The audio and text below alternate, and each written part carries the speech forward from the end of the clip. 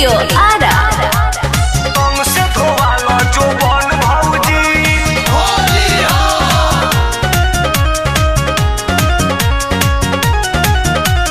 बाल्टी में रंग लेके आइल बाड़ो, रंगेला सामान कुताइल बाड़ो। होली न अरे तो नाच देब का। बाल्टी में रंग लेके आइल बाड़ो, रंगेला सामान कुताइल बाड़ो। खोलब न के बाड़ी फाड़ देब साड़ी, करे लगलो गमन मौजी। अरे शुद्ध हो जाई होली में हौजी, रंग से धोवालो जो बन भौजी। शुद्ध हो जाई होली में हौजी, अच्छा। रंग से धोवालो जो बन भौजी। अरे ये कौन रंग का रंग हो? हल्के लगाई। ओहो रंग से धोवालो जो बन भौजी, जो बन भौजी।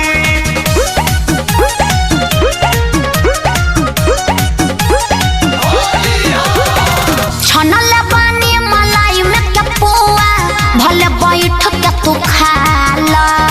खोलो तू गिली तोहरो मजा मिली, देवर से रंग डलवालो।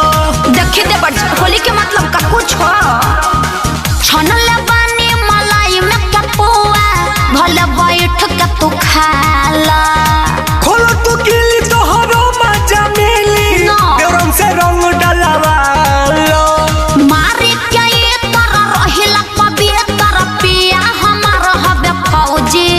अरे शुद्ध हो जाई होली में हौजी, रंग से धोवालो जो बन भौजी। अरे शुद्ध हो जाई होली में हौजी, रंग से धोवालो जो बन भौजी। अरे धोवालो हो भागो यहाँ से।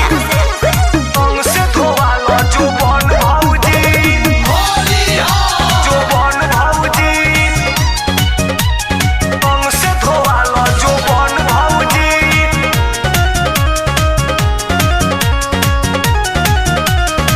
ऊपर से नीचे लगी परपराए, बुझाय नीलम जबूरिया। भी तू सोटो लगे से न हटो, काहे भगोटा रू दूरिया। देखो लगावे के तो ऊपर ऊपर लगाबो। ऊपर से नीचे लगी परपराए, बुझरा जैसो मजबूरिया। भी तू सोटो लगे से न हटो, काहे भगोटा रू दूरिया। गंगा सागर टुन टुन खोजताड़ा, फागुन में नया नया भौजी। शुद्ध हो जाई होली में हौजी, रंग से धोवालो जो बन भौजी। शुद्ध हो जाई होली में हौजी, रंग से धोवालो जो बन भौजी।